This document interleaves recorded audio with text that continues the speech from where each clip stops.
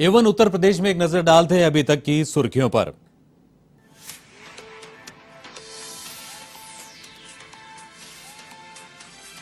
लखनऊ में वीर बाल दिवस पर कार्यक्रम, मुख्यमंत्री योगी आदित्यनाथ ने की शिरकत। 4 साहिबजादों का इतिहास हुआ जीवंत।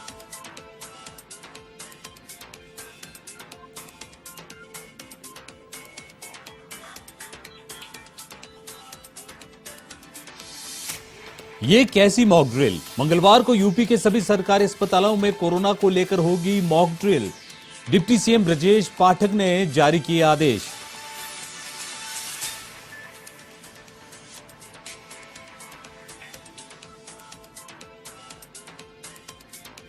समाजवादी पार्टी के विधायक इरफान सोलंकी की मुसीबत बढ़ी। Joint commissioner of police Anand Prakash Tiwari बोले, जांच में मिले दोषियों को भी मिलेगी कड़ी सजा।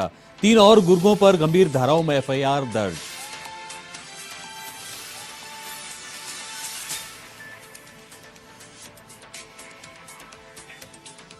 बुलंदशहर के औरंगाबाद सियाना स्टेट हाईवे पर हादसा, ट्रैक्टर और पिकअप गाड़ी की भिड़ंत। हादसे में पिकअप चालक की मौत, 4 हुए घायल।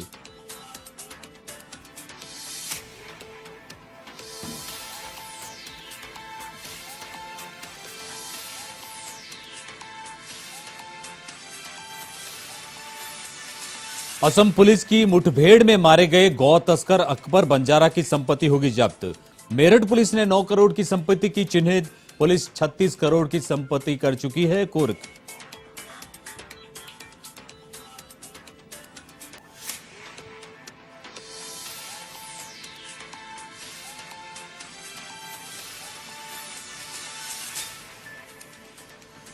अब खबरें विस्तार से।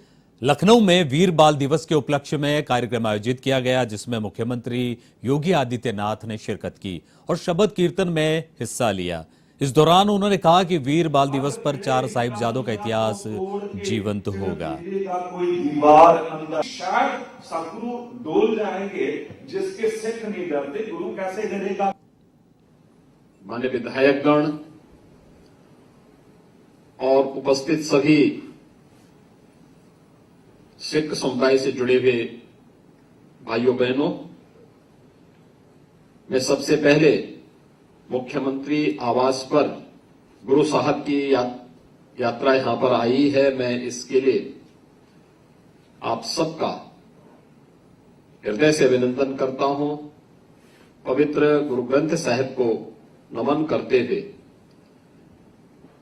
आप सबका हृदय से धन्यवाद ज्ञापित करता हूं कि आपने देश के यशस्वी प्रधानमंत्री आदरणीय श्री नरेंद्र मोदी जी के द्वारा घोषित 26 दिसंबर की स्थिति को साहबजादा दिवस के रूप में, बाल दिवस के रूप में आयोजित करने के मुख्यमंत्री आवास के इस कार्यक्रम में आप सब पधारे हैं। मैं इसके लिए आप सबका हृदय से अभिनंदन करता हूं। मेरे लिए और हम सब के लिए यह दिन सिख गुरुओं के प्रति और गुरु गोविंद सिंह जी महाराज के 4 साहिबजादों के बलिदान के प्रति कृतज्ञता ज्ञापित करने का भी एक अवसर है। सिख गुरुओं का जो त्याग था, जो बलिदान था, वह तो एक प्रेरणा है ही, लेकिन गुरु गोविंद सिंह जी महाराज ने अपने 4 साहिबजादों को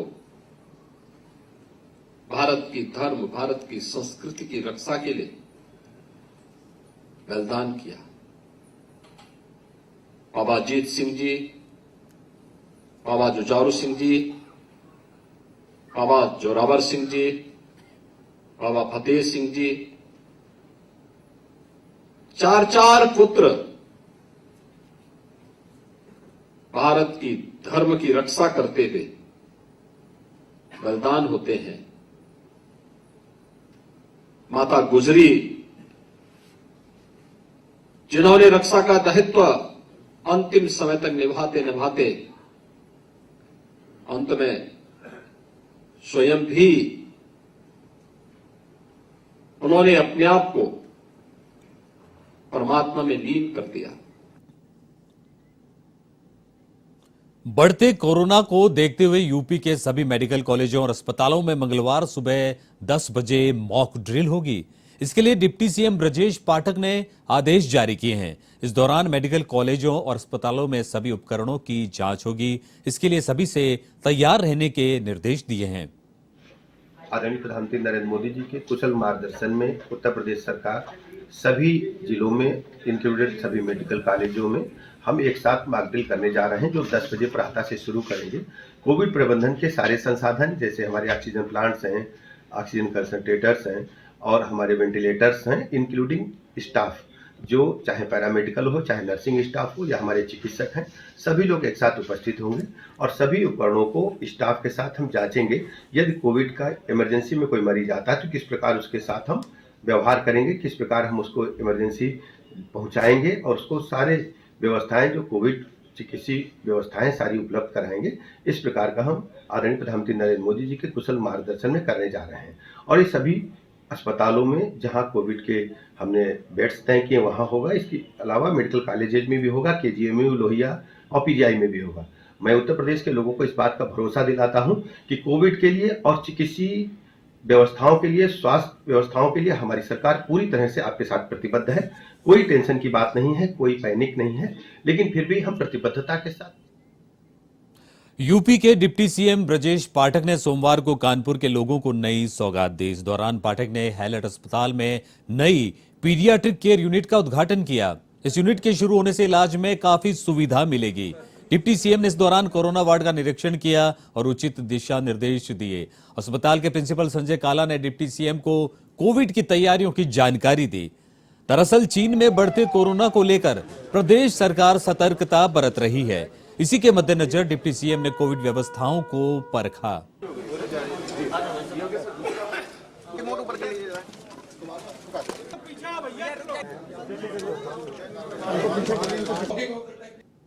से अपील करता हूं, कृपया विदेश यात्रा करके आए लोगों को पहले आइसोलेशन में रखें, उनकी जांच कराएं, तभी उनको सार्वजनिक स्थल पर जाने दें। अस्पताल परिसर में मास्क को मैंडेटरी कर दिया गया है। भीड़ भाड़ वाले इलाकों में सलाह दी जाती, कृपया मास्क पहन करके जाएं। कल हम मॉक ड्रिल करने वाले हैं, पूरे प्रदेश के सभी चिकित्सालयों में हम मॉक ड्रिल करने वाले हैं। हमारे चिकित्सीय उपकरण, ऑक्सीजन प्लांट, ऑक्सीजन कंसंट्रेटर्स, हमारे वेंटिलेटर्स और चिकित्सीय स्टाफ पूरी सतर्कता के साथ काम करें, इसलिए कल हम मॉक ड्रिल करने वाले। कानपुर के सीसामऊ से सपा विधायक इरफान सोलंकी की मुसीबतें लगातार बढ़ते जा रही है। Joint commissioner of police Anand Prakash Tiwari ने बताया कि अभी विवेचना प्रचलित है। जितने भी अन्य सहयोगी जांच के दौरान दोषी पाए जाएंगे उन पर भी कड़ी कार्रवाई की जाएगी। इस समय कानपुर जेल से महाराजगंज जेल में भेजे गए सपा विधायक पर 3 अन्य नए मामले गंभीर धाराओं में दर्ज किए गए हैं। इरफान सोलंकी, उसके भाई रिजवान सोलंकी, इसराइल आटेवाला, शौकत पहलवान और मोहम्मद शरीफ के ऊपर थाना जाजमऊ में संगठित गिरोह बनाकर अपराध करने के कारण गैंगस्टर एक्ट के तहत मुकदमा दर्ज हुआ है। वहीं दूसरा मुकदमा भी थाना जाजमऊ में आईपीसी की धारा 386 और 427 जमीन कब्जाने को लेकर किया गया है। तो वहीं तीसरा मुकदमा थाना ग्वालटोली में पुलिसकर्मियों के साथ अभद्रता, सरकारी कार्य में बाधा डालने पर दर्ज है। गैंगस्टर के मामले में इरफान सोलंकी को गैंग का लीडर बनाया गया है।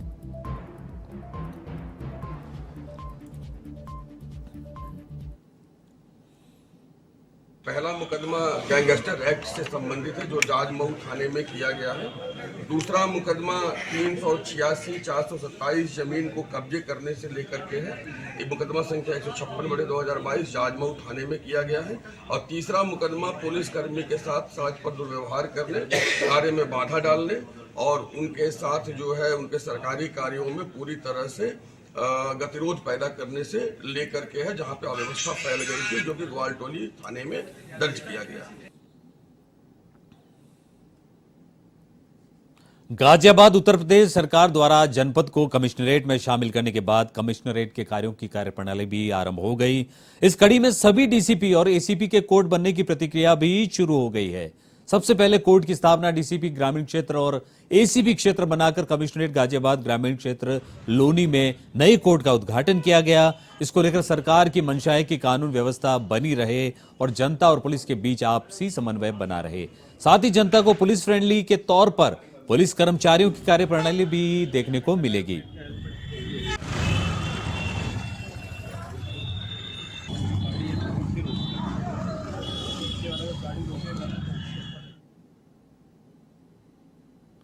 देश भर में सम्मेद शिखर को पर्यटन क्षेत्र घोषित करने का विरोध किया जा रहा है। इसी कड़ी में यूपी के सहारनपुर में भी जैन समाज के लोगों ने मौन जुलूस निकाला और जिलाधिकारी को राष्ट्रपति के नाम ज्ञापन सौंपा।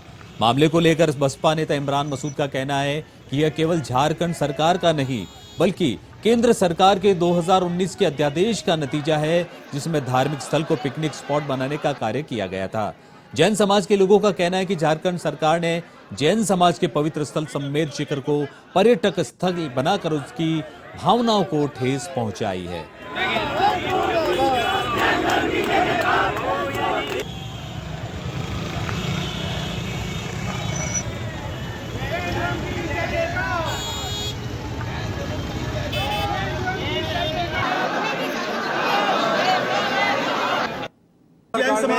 जैन समाज सहारनपुर ने अपनी एक रैली निकाली है। ये रैली झारखंड सरकार द्वारा जैन समाज के सबसे पवित्र स्थल पुण्यस्थली, जिसको स्वर्ण नगरी मानते हैं, श्री सम्मेद शिखर जी को पर्यटक स्थल बनाने के विरोध में आज जैन समाज सड़कों पर उतरा है। जैन समाज की मांग है कि सम्मेद शिखर जी, जहाँ हमारे 20 तीर्थंकर मोक्ष गए हैं, 24 भगवान हमारे होते हैं, इनमें से 20 तीर्थंकर और सैकड़ों हजारों संत वहाँ से मोक्ष के लिए गए। उन्होंने वहाँ पे पूजा पाठ की, अर्चना की है। ये केवल झारखंड सरकार का इशू नहीं है, 2019 का अध्यादेश केंद्र सरकार का है और उसी अध्यादेश के तहत इसको पर्यटन स्थल घोषित किया गया। तो हम आग्रह करते हैं प्रधानमंत्री जी से कि प्रधानमंत्री जी इस अध्यादेश को निरस्त कर करके यथाशीघ्र नया अध्यादेश ला करके सम्मेद शिखर जी को तीर्थ स्थल के रूप में मान्यता देने का काम करें। आज ये श्री दिगंबर जैन समाज है और पंचांग समिति है, रजिस्टर्ड है। इसके तत्वावधान में आज जैन समाज यहाँ पर करीब काफ़ी भीड़ भाड़ थी, करीब 5000 के ऊपर यहाँ लोग थे। श्री राजेश जैन जी हैं जो इसके अध्यक्ष हैं और श्री राकेश जैन जी हैं जो यहाँ महानगर अध्यक्ष हैं, संरक्षक हैं। उनकी अध्यक्षता में यहाँ उनके नेतृत्व में यहाँ विशाल जन समूह था जैन समाज का। खबर यूपी के संभल से है, जहां बहजोई स्थित कलेक्ट्रेट पर ठगी के शिकार आधा दर्जन ग्रामीणों ने निजी इंश्योरेंस कंपनी के खिलाफ प्रदर्शन किया और पीएसीएल कंपनी पर ठगी का आरोप लगाया। ऐसे में एडीएम को ज्ञापन सौंप जल्द भुगतान करवाने की मांग भी की। ये तो अभी अंगड़ाई है, संगठन खराब हो जाएगी और निश्चित रूप से जो हम मांग कर रहे हैं कि भाई जब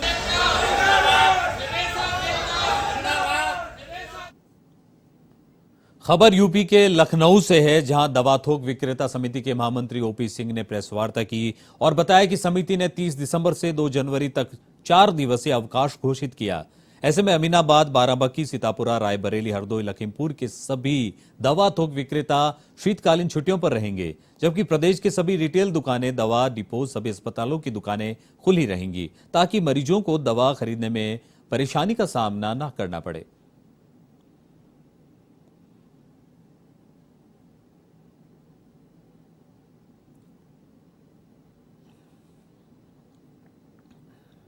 जैसा कि आपको बताना है कि ये जो हमारा शीतकालीन पारिवारिक अवकाश होता है, ये पिछले 12-13 सालों से अनवरत जारी है। इसमें हम ठंड में न्यू ईयर के आसपास जो है वो 4 दिन की बाजार होलसेल बंद रखते हैं, जिसमें कि हमारा व्यापारी, उसका स्टाफ, बाकी हमसे जुड़े हुए, कारोबार से जुड़े हुए सारे लोग अपने अवकाश में अपने परिवार के साथ छुट्टियाँ मनाते हैं। और ये अवकाश सिर्फ लखनऊ का ही नहीं होता है, शुरुआत लखनऊ ने करी, लेकिन ये अवकाश अब सराउंडिंग के सारे जिलों में, जैसे वाराणसी के संभल में राष्ट्रीय स्वयंसेवक संघ की ओर से शिशुपाल पथ संचलन कार्यक्रम का आयोजन किया गया। इसमें सह प्रांत प्रचारक डॉक्टर केशवराम बलीराव हेडगेवार के जीवन की घटनाएं बाल स्वयंसेवकों को सुनाई गई। साथ ही गुरु गोविंद सिंह के परिवार के बलिदान को भी याद किया गया। सैकड़ों की संख्या में बाल स्वयंसेवकों ने पथ संचलन करते हुए वंदे मातरम के नारे लगाए। लोगों ने पथ संचलन कर रहे बाल स्वयंसेवकों पर फूलों की वर्षा की।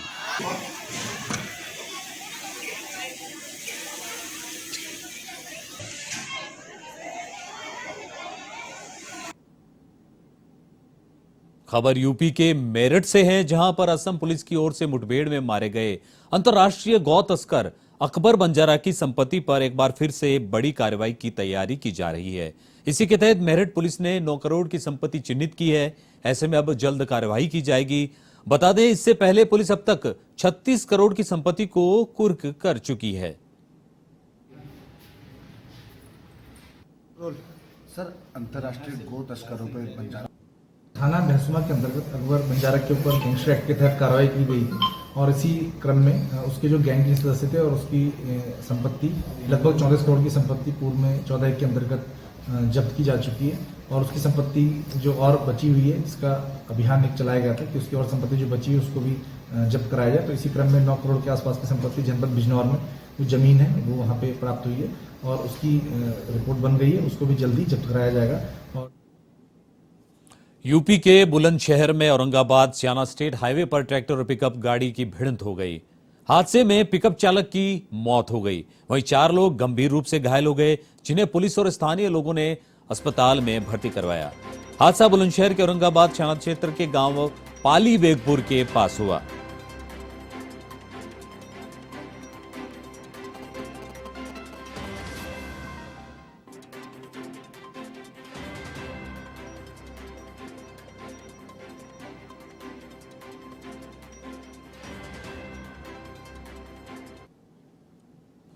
यूपी के मेरठ में पुलिस ने वाहन चोर गिरोह का खुलासा किया है। पुलिस 2 गिरोह के 4 सदस्यों को गिरफ्तार कर चुकी है। साथ ही चोरी के 12 वाहन भी बरामद किए गए हैं। फिलहाल पुलिस आरोपियों से पूछताछ कर रही है, जिनसे वाहन चोरी और वारदातों का खुलासा होने की संभावना है।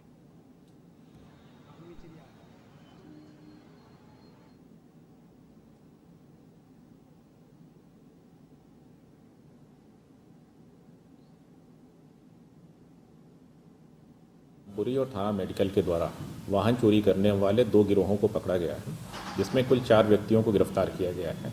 इनके पास से अब तक कुल 12 वाहन बरामद किए जा चुके हैं, जो कि एनसीआर के विभिन्न जनपदों और मेरठ से चोरी किए गए हैं। इनसे पूछताछ की जा रही है और आगे भी उम्मीद है कि इनसे हम और अधिक वाहन बरामद करने में सफल हों। हमीरपुर में एक कलयुगी मां नवजात को नाली में फेंक पर फरार हो गई। वहीं नाली के ठंडे पानी से शिशु की मौत हो गई। शिशु के शव की सूचना पर मोदहा पुलिस मौके पर पहुंची और शव को पोस्टमार्टम के लिए भेजा। वहीं पूरे मामले को लेकर पुलिस आसपास के सीसीटीवी कैमरों की जांच कर रही है।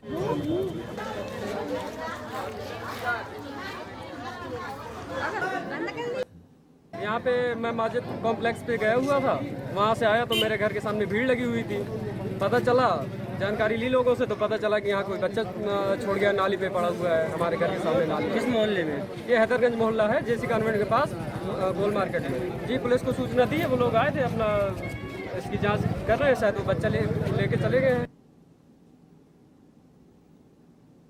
गोंडा में गुंडों के हौसले बुलंद नजर आ रहे हैं। ताजा मामला नवाबगंज थाना क्षेत्र के अंतर्गत कटी चौराहे के पास का है, जहां 2 टेम्पो चालक आपस में भिड़ गए। देखते ही देखते दोनों के बीच विवाद इतना बढ़ गया कि दबंग सूरज यादव ने राहुल सिंह पर ताबड़तोड़ फायरिंग कर दी, जिससे राहुल सिंह गोली लगने से गंभीर रूप से घायल हो गया। जिसके बाद बदमाश टेम्पो ड्राइवर मौके से फरार हो गया। सूचना पाकर मौके पर पहुंची नवाबगंज पुलिस ने घायल युवक को इलाज के लिए सीएसी पहुंचाया। फिलहाल अपराधी पुलिस की गिरफ्त से अभी दूर है।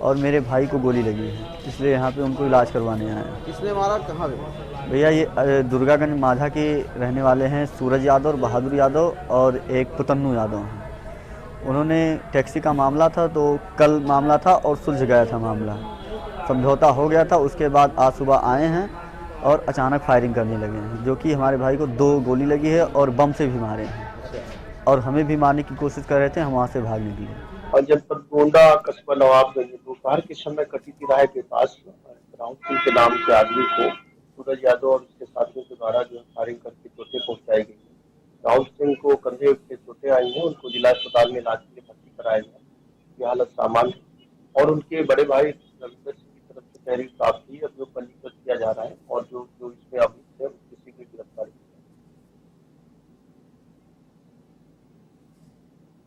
एवं उत्तर प्रदेश में फिलहाल इतना ही। देश, प्रदेश और दुनिया की तमाम खबरों को देखने के लिए जुड़े रहिए एवं न्यूज के साथ। नमस्कार।